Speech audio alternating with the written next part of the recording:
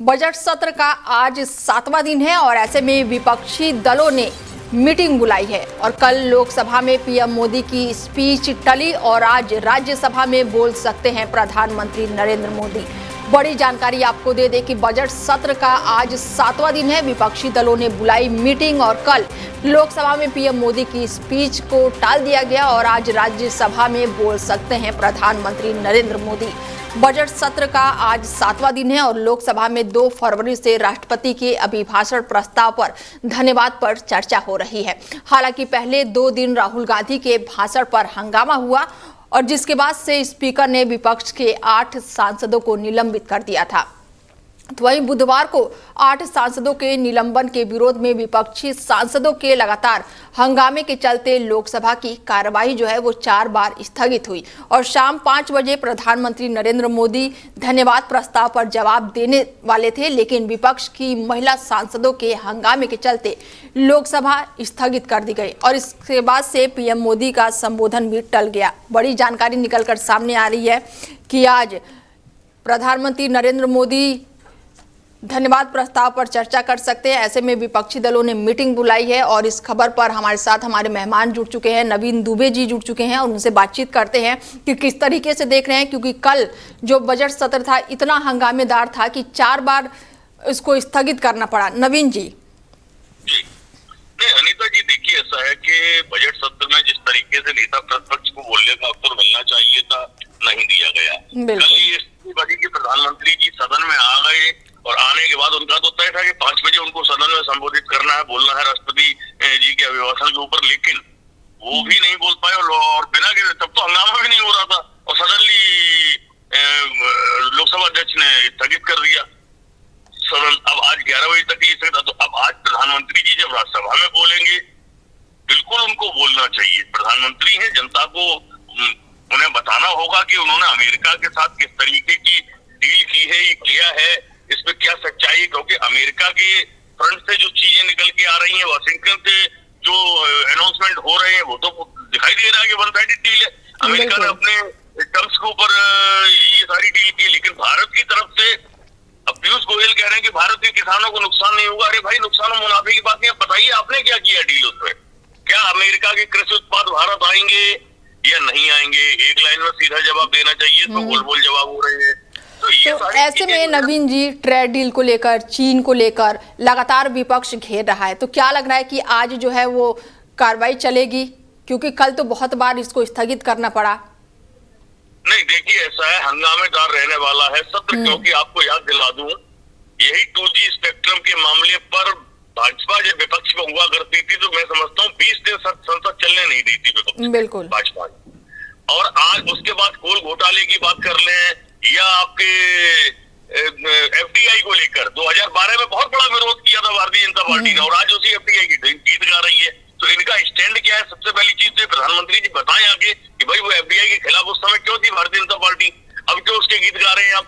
अब सारा FDI मतलब बिना FDI के इनके कोई स्टेटमेंट पूरा नहीं होता है। तो वो चीज जो है जनता को, आप लोगों के राजनीतिक दल होगा, चाहे वो कांग्रेस हो, भाजपा या कोई भी हो, इनके डबल स्टैंडर्ड की वजह से इन लोगों को केवल और केवल अपनी सत्ता से, अपने वोटों से मतलब है। देश की जनता कहाँ जा रही है, देश की जनता क्या चाहती है, देश में क्या होना चाहिए, उससे कोई सरोकार नहीं है। अच्छा, ऐसे में एक और बयान निकलकर सामने आ रहा है। मल्लिकार्जुन खड़गे ने कहा है कि देश में बुलडोजर पॉलिटिक्स हो रही है। क्या ऐसा लग रहा है? बिल्कुल, मल्लिकार्जुन खड़गे ने क्या कहता है, इलाहाबाद हाईकोर्ट ने खुद एक सुनवाई के दौरान कहा है कि वो अधिकार दे दिए, सडनली आप किसी के घर तोड़ दोगे या किसी को उठा के पैरों में गोली मार दोगे, तो इलाहाबाद हाईकोर्ट ने कहा, जवाब मांगा है सरकार से। तो निश्चित तौर पर जिस तरीके से ये तालिबानी व्यवस्था की तरफ बढ़ रहा है, मैं कह सकता हूँ जिम्मेदारी के साथ कि अगर यही सब चीजें रही तो भारत एक दिन पुलिसिंग स्टेट बन जाएगा, पुलिस स्टेट बन जाएगा। आम आदमी के संवैधानिक अधिकार, लोकतांत्रिक अधिकार खत्म कर दिए जाएंगे फिर तो।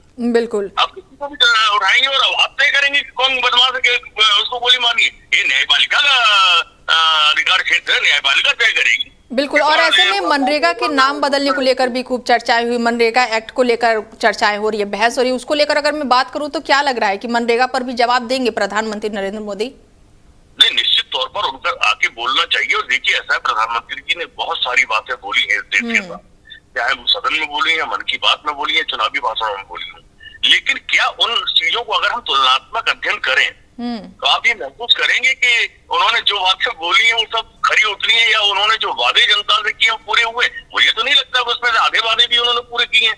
तो जब आप केवल घोषणाएं करते जाएंगे, बोलते रहेंगे, और जनता को आप जो कमिटमेंट करते थे कि आप देश के सर्वोच्च संवैधानिक पद पर हैं, बड़ा पद होता है राष्ट्रपति के बाद प्रधानमंत्री का, तो आपकी जो बात होती है उसको लोग गंभीरता से लेते हैं। तो हमारे देश के प्रधानमंत्री ने ये बात कही है तो ये 100% होगा, उसमें कोई इफ एंड बट की गुंजाइश होनी नहीं चाहिए, लेकिन वो होता नहीं है। ये बड़ी दुर्भाग्यपूर्ण स्थिति है। ऐसे में कहा जा रहा है नवीन जी कि अगर सवाल पूछ रहे हैं तो जैसे कि लोकसभा में 8 विपक्षी सांसदों को निलंबित कर दिया गया है, तो निलंबन का भी दोष लगाया जा रहा है कि अगर सवाल पूछो तो हटा दिए जा रहे हैं वहां से। ऐसा क्या? मैंने तो देखा है मणिपुर के मामले में, आपने इतिहास में दर्ज हो गया 150 सांसद निलंबित कर दिए विपक्षी। बिल्कुल, क्या मजाक था भाई। और इस तरीके की जो चीजें हो रही है, निश्चित तौर पर मैं कहूंगा लोकतंत्र के लिए उस दिन बहुत काला दिन था जिस दिन राहुल गांधी को बोलने नहीं दिया गया। बिल्कुल वो विकृत शक्ल थी हमारी लोकतांत्रिक व्यवस्था की, संवैधानिक व्यवस्था की और संसदीय प्रणाली की। आप सारे मिनिस्टर खड़े हो गए, उसके बाद लोकसभा अध्यक्ष का जिस तरीके का व्यवहार था, जिस तरीके का उनका लग रहा था, वो पूरी तरीके से 22 है। ठीक है, आप पार्टी की तरफ से आते हैं, लेकिन आपका एक दायित्व होता है कि आप विपक्ष को भी मौका दें। आप एक निष्पक्ष पद के ऊपर आसीन हैं। राष्ट्रपति भी सत्ता पक्षी वोटों से ही जीतती है, लेकिन उनका भी पद जो है वो निष्पक्ष होना चाहिए और रहता है। लेकिन इस बार उन्होंने जो अपने भाषण में बोला और उन्होंने कहा हमारी सरकार, आपने तो सामान्य वर्ग को बिल्कुल काट के किनारे कर दिया राष्ट्रपति जी ने अपने भाषण में।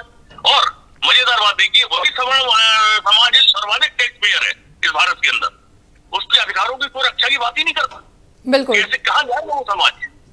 चलिए जुड़ने, ठीक है, आज प्रधानमंत्री जी को यूजीसी पर बोलना चाहिए।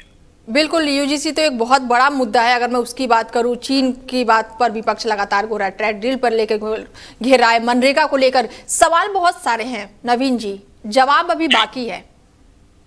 जवाब बिल्कुल बाकी है, और जो घोषणा पहले की है उन पर स्पष्टीकरण देना चाहिए सरकार को, प्रधानमंत्री जी को, कि भाई हमने ये घोषणा की थी, इसमें हम यहाँ तक अचीव कर चुके हैं। अब आप बजट लेके आए, बजट ऐसा है कि किसी को समझ में नहीं आ रहा इस बजट में है क्या, न जनता को समझ में आ रहा है, न जनता के हित का कहीं उसमें सरोकार दिखाई दे रहा है। बिल्कुल, आपने क्या किया, आप हिंदू की बात करते रहो, 3200 करोड़ से उठा के 3400 करोड़ आपने अल्पसंख्यकों का बजट कर दिया। गरीब तबके के लोगों की अगर मैं बात करूं बजट को लेकर, जैसे विपक्ष लगातार घेर रहा है कि गरीब तबके के लोगों को तो बिल्कुल भी इसमें हटा दिया गया है बजट में, कहीं कोई राहत नहीं दी गई। अनीता जी, मैं बहुत सामान्य से शब्दों में बता दूं कि इस देश के अंदर दिहाड़ी पर जो आदमी मजदूरी करता है, दवाई पुताई का काम करता है, कोई भी गरीब आदमी मजदूर जो है, उस मजदूर का बच्चा अगर दूध पीता है, चाहे रईस आदमी का बच्चा दूध पीता है, वो दूध एक ही भाव मिलना है बाजार के अंदर। और उस बच्चे के दूध के ऊपर आपने जो पॉलिथीन है, ट्रांसपोर्टेशन है, उस पर जीएसटी लगा दी और बातें आप बड़ी बड़ी कर रहे हैं कि साहब हम तो बहुत बड़े गरीबों के हितैषी हैं। ये है आपने बेसिक, जो छोटा बच्चा जन्म लेता है भारत के अंदर, पहले दिन से उसके प्रोडक्ट पर आप टैक्स लेते हैं। मैं समझता हूँ सरकार को इस पर चिंतन करना चाहिए और ये व्यवस्था बदलनी चाहिए। चलिए, जुड़ने के लिए नवीन जी बहुत धन्यवाद आपका। बता दें कि बजट सत्र पे लगातार हंगामा देखने को मिल रहा है। ऐसे में आज शाम 5 बजे जब सदन की कार्रवाई शुरू होगी, और वहीं आज शाम को प्रधानमंत्री नरेंद्र मोदी का अभिभाषण है, और ऐसे में विपक्ष की महिलाएं जो हैं वो कल सांसदों ने सत्ताधारी नेताओं की कुर्सी घेर ली थी, और इसमें प्रधानमंत्री नरेंद्र मोदी की भी कुर्सी थी। महिला सांसदों के हाथ में बड़े बैनर थे जिस पर लिखा था कि जो सही है वो करो। मीडिया रिपोर्ट के मुताबिक प्रधानमंत्री नरेंद्र मोदी आज राज्यसभा में भाषण दे सकते हैं, लोकसभा में उनका जवाब के बिना ही प्रस्ताव पास हो सकता है। और इसके अलावा विपक्षी दलों ने संसद भवन में राज्यसभा में नेता प्रतिपक्ष मल्लिकार्जुन खड़गे के कमरे में भी बैठक बुलाई है।